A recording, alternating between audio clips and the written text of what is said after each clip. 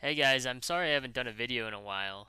It's not because I haven't had content or because I'm lazy, but it's because I really don't want to give the other teams a feel on how I'm playing right now. It's if you reveal too much content, especially before the playoffs. I know people watch this channel even though from the other teams just to, they understand some of my strategy on some of these maps. And I've just been trying to lay low for a bit. I want to give my team the best chance in the playoffs, so I haven't really been posting content. But for this particular map, I don't really feel we're going to play it in the playoffs. A team could request it and everything, but I just don't think it's going to be much of an issue. This is a map I play a lot differently than the other maps, simply because the format is quite different. Here, what you're seeing is I'm unloading my revolver so that I have enough. I don't have any revolver shots loaded, so when the teleporter gets destroyed, I can pick up all the metal. That way, they really don't have to see my presence or know that a teleporter even existed there to begin with. Not a lot of spies do this. Actually, I haven't seen any spies really use the teleporter up here, simply because it's basically been the NG has to sacrifice building a sentry up fast if you're doing that. He has to put the teleporter up there for the spy, but I feel it's a really effective way because you saw that the combo just moved through there, and I saw they were going through long. That gave me a great angle on the combo to call them out, and now my team is going to be able to counter them at that choke point. I also saw the spy right there in front of everyone, and I'm calling her out. Basically, at this point, it's just a great angle that you can't get anywhere else on the map unless you use this little teleporter trick. So here they have no idea I'm here because no one really uses this, so they're able to come around, stop the NG. I knew that he'd probably put a level 3 up there simply because we played bonus earlier and they did the exact same trick, so I knew that that was a possibility when I saw the NG running up there with the level 3. So a good counter there, and now I'm just kind of playing the information role. I'm waiting for people to come out of the spawn, giving them information, and if I don't see anyone come out, I kind of know that they're going to be making a C push and not a B push. So right now I can't really see around here. I don't see anyone coming, so I haven't given them the short information. I know that I killed the NG, so I thought they might start spy checking. They weren't. So, easy kills. The demo tried to make a play. It didn't happen. Now I'm calling out the pyro. It's not really, he can't do much from there, so I'm not sure what he was doing except maybe spy checking. But really at this point, it doesn't seem like an interesting role, but it's very, very key for our team's success to know when the push is happening and where it's coming from. You can come from C, and if you don't see them at C, you can basically say to your team, well, I think they're pushing B, but the fact is most teams push from B because it's much safer to do so, and you got this long corridor to kind of make your push. It's harder for people to figure out when it's coming. You have to really have a sniper in that long corridor, and if you do that, then the sniper is basically very open to being sniped early. There's a lot of reasons why you'd like to have a cloak and dagger spy in the spot I am in right now. So I called the C push because I said, there's no one here, it's about time, and my combo is right there at C, ready to take them out. I called the spy now going left, so her position is totally messed up. And the NG has he moved up his sentry gun, because when I called the C push, this is the thing about our NG, he's very dynamic in his play. It's really helped my gameplay out too. Really, if you're a spy, if you can work with your NG like this, it's really, really helpful. So anyway, I'm just looking around right now. I see the pyro in short. I'm calling him out. And I know that since the C push failed, they're probably going to come from B again. I'm actually pretty much certain they're going to do that. It's basically, at this point, I'm just trying to not get a big pick, because I know that's going to give away my position. I'm just kind of trying to give them information. Here the sniper, though, opens his back to me, basically, and the sniper is really a really nice pick, because on the roof, the soldier is getting a lot of pressure from the sniper. And see, I'm paying for it right now with the demo spamming me and scouts coming to spy check in that little corner. They know I'm there now, especially because I've done that, and they really want to get rid of me. So I had to actually dodge them. I had to figure out, I think as soon as I kill the sniper, the demo's going to come around that corner. So I moved just because I knew he was going to try that, and I thankfully keep my position. But at the same time, when they're coming around, I missed the long push. I didn't realize the other team was pushing from long.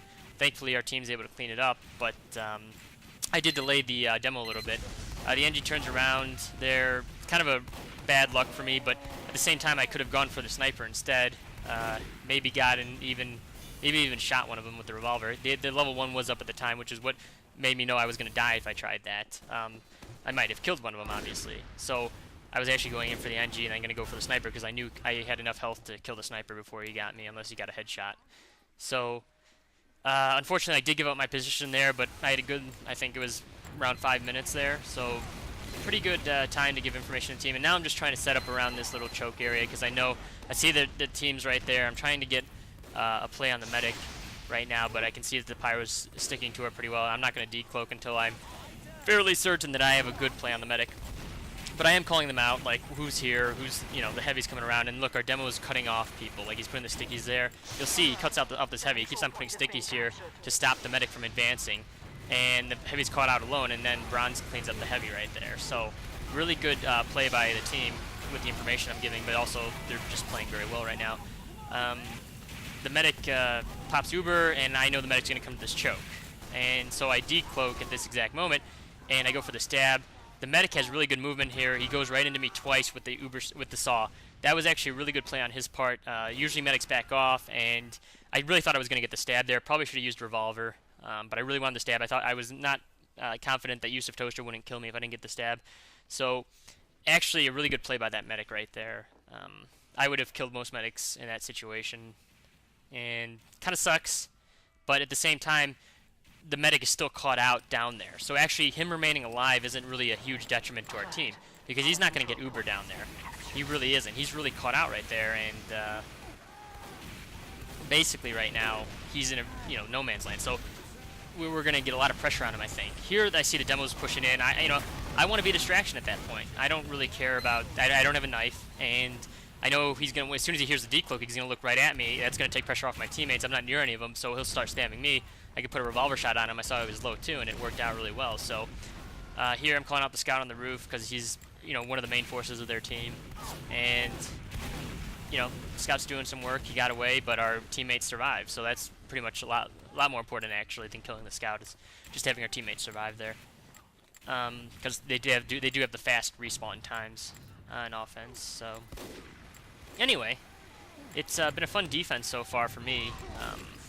Really feel like I'm having an effect where I wasn't having an effect at other places in this map. So here I'm just waiting for them to push. I can see that they want to be very aggressive from B, and I know that I haven't been here all maps, so basically they weren't really expecting it. Demo came out, got a little shot at him. I could have gone for the stab, but basically what I wanted to do there was not make my position any further out than I had to be. So the gun allows me to stay back a little bit and put more distance between him, because if there's a sniper at the choke, he might be able to get my head as I'm going for the demo.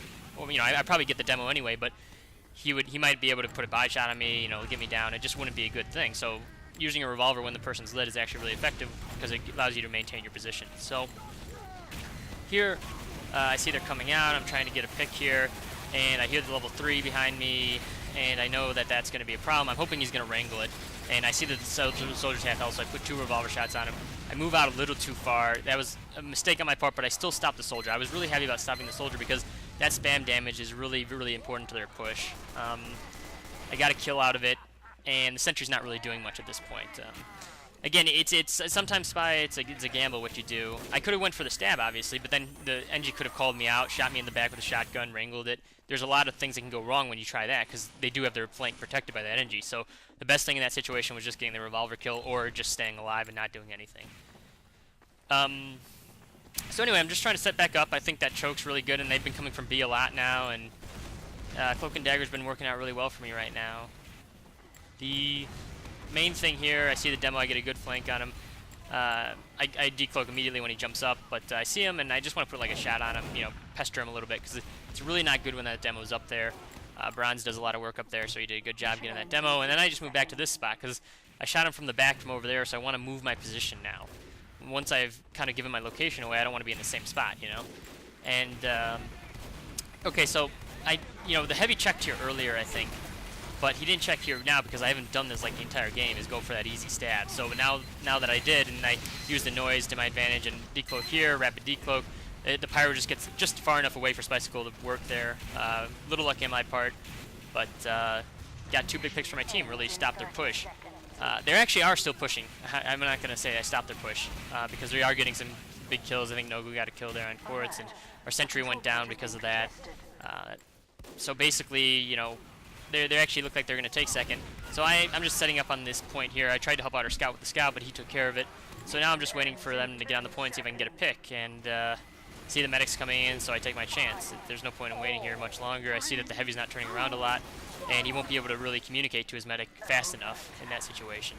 So, good pick, really stopped their momentum there, and obviously you can see we're defending for a long time because we had a really bad offensive time. We never really got the strategy for offense down until we got to the second round here and we started to pick it up a little bit.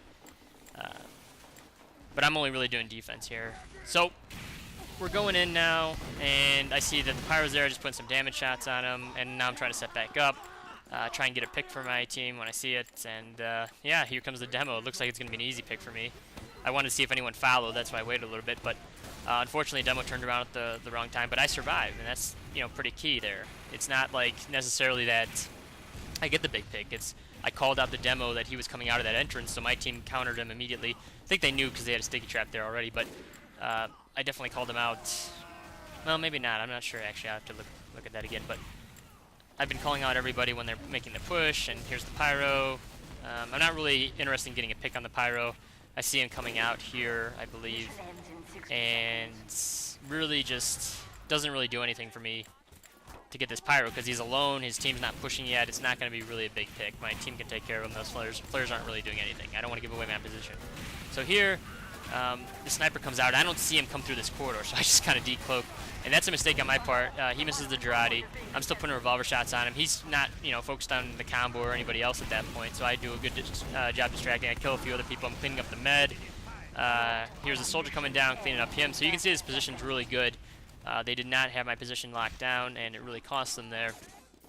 So now I know Noka's around because I bumped into her, so I actually just throw my back at her right there because I know I'm much less important than the other people on my team. We only have 14 seconds left, but I know that the point can be capped. I'm not sure if it's 10 seconds or not, or if it's... I don't know how long, but I just didn't want to leave anything to chance, so I put my back out there just in case Noko had an effect at that point, and it worked out. This was a fun match. I wanted to give you guys kind of a perspective of what kind of picks I was going for and the different parts of this map that a spy can be really effective on. Every map for a spy has to be really researched and understood, and you have to work with your team to be the most effective as a spy on any of these maps, really. This is just a map where heavy cloak and dagger use is probably the best for a spy just because the information you give outweighs most of what you can do because they have fast respawns on blue. The picks not as important as knowing where the sniper is. So if I could go for the sniper every time he's at the short part of that B point, but then you saw what happened. As soon as I get the sniper, then the entire team starts trying to spy check that area. It becomes very tough for me to survive and get information for my team. So you gotta always weigh the pros and cons of what your pick really means for the team. Is it better to survive at a certain point and then just continue to watch and let the situation develop, or is it time to go in and really affect the outcome? And I made different decisions based on what I really thought my team needed at the point, and really worked out well for us because we were able to hold for 11 minutes, which I was not expecting. But the other part of this was also the fact that our NG really got his rollout down really well before the match even began. He actually spent around 40 minutes getting it down to the bare minimum of putting that teleporter up and getting a sentry up. Because if the NG is slow on putting that teleporter up to get me into the B spawn, what happens is not only does the sentry not go up fast enough, especially if the team makes a big B push, they can pretty much just roll right through us and not have to worry about the sentry gun. So in doing this, you really need to make sure you balance your resources really well. And Quartz did that quite effectively. He kept his sentry gun alive. He got the teleporter up with 10 seconds to go, so I had enough time as a spy to get on that teleporter cloak and not have them realize where I was. I was able to get to wherever I wanted to be, and it really worked out well for us. So, thanks for watching, guys. I'm really sorry I can't give you more content right now. I'm going to try and do it after the playoffs.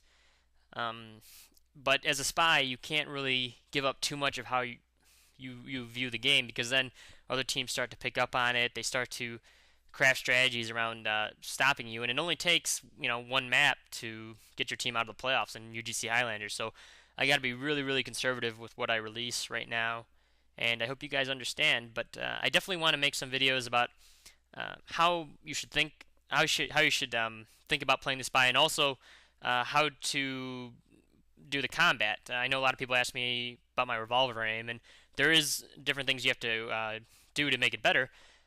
I think of it as a golf swing. You want to have the right grip on your mouse. You want to have the right monitor height, and you want to have the right mentality when you're going into a situation about how you want to use your revolver. And it all plays a factor. So I want to make a few videos on that, and hopefully I can give you guys some tips and tricks on how to be a better spy. Um, the way I've learned has always been by watching other spies. It Posting my content on the Spy Steam forums and everything really helped out because they were critical of me, but a few of the things they said I really thought about and definitely changed my gameplay around that. And also playing with the other spies, I think each spy has a different characteristic that makes them really, really good. You got Stabby, who he has really, really good communications. That's what I learned from Stabby, is basically communications. He was always calling out the spy. He was always making his statements fast, so his team didn't have to worry about cluttering the comms either, and other things like that. And he's very, very good at that. He makes it his priority to counter the spy, so I try and do that as well. You got Hay, who I don't know much about, only because I don't play him too often. I'm starting to play him a little bit more, but you can clearly see that when he's coming in, it's because his team is pushing in and he's using them as a distraction. He's very, very good at that. He also has very good stabs. He knows the locations. Very, very solid spy all the way around. Got to always be careful of him. So it's really with bonus with that dynamic, it's really tough. And Noko's also very good at that. She did a bait play earlier on us with Yusa Toaster. She had the scout come in and then came from behind, stabbed the medic. So you always just got to learn from the other spies, what's possible with the spy class, and it's basically yeah, just always figure out what the new meta is, what the change is, and always be different. Because if you become stale in how you play the game, then it's very easy to counter you. Especially if you go dead ringer. If you continually play the same way all the time, the other team will really pick up on it really, really fast. And even if you have really good revolver aim, it's not going to be enough. So good luck to whoever is in playoffs right now. I know it's really, really difficult. A lot of these teams are playing really well right now, and especially in Platinum, you got a lot of invite players in there. You just got to work around, and there's a ton of strategy involved. So I hope you guys are taking it seriously, even if even if you're an iron. You just give your opponents the proper credit and research the map and come up with some strategies, and hopefully get a lot of scrims in and win. So good luck, guys, and I'll see you after playoffs, I think, because I'm not going to be uploading anything till then.